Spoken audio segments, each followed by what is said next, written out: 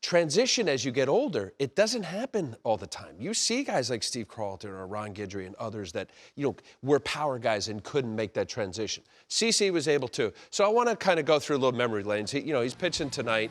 I'm with you, D-Row. This is a Hall of Famer, winning the Cy Young in 07. Here it was, folks. He comes in 2001, #1 pick out of Northern California. I mean, he was a stud.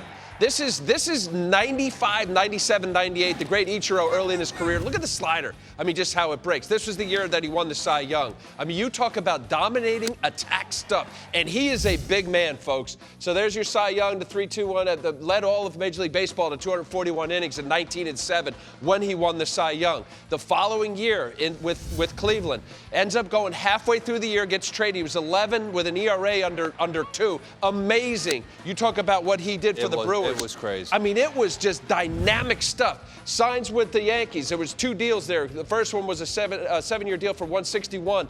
And then, again, he comes into it, similar pitcher in 09. Before the knees started bothering him and getting achy and starting to bark on him. 2009, he had the ALCS MVP here against the Phillies. I mean, he started to kind of pitch more with respect to changing speeds on his slider. There he is. He's got his ring. Cy Young Award winner and ring. This is key now, folks. 2012 to 15. He had the bad knee, multiple surgeries. He's a big man. So what did he do? You got to figure out, where am I in my career? It's not about money. It's not about that. So Andy Pettitte, I wanted to stop right there, please.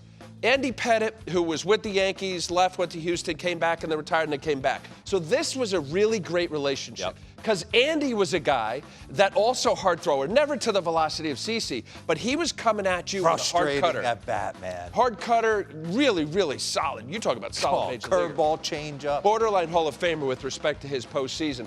This relationship he learned, hey, if you're going to make the transition, you're not throwing 97, 98. You got to be able to figure out to use both sides of the plate. So this was key.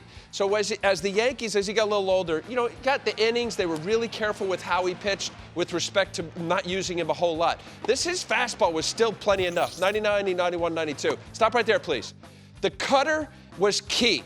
Andy Pettitte, he ended up throwing a cut fastball that ended up being about what the velocity of a four-seamer. So what CC figured was, if I'm going to go body line, which I ended up doing latter part of my career, I'm going to have some cut to it. You get off the center of the ball. I mean, Mariano was there. He got it from Andy Pettitte. Go ahead and throw it.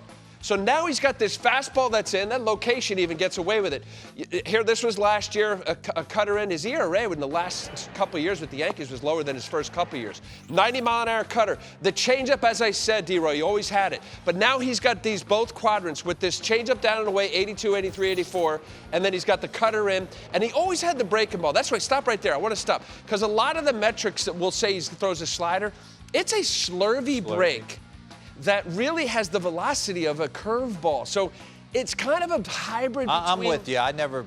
Curveball slash... It wasn't that hard slider. But go ahead here. This is a good indicator right here. Again, 0-2, you got defensive swings. Davidson, I mean, listen, folks, you don't have to throw 95 to 100 to make Major League hitters look a little foolish.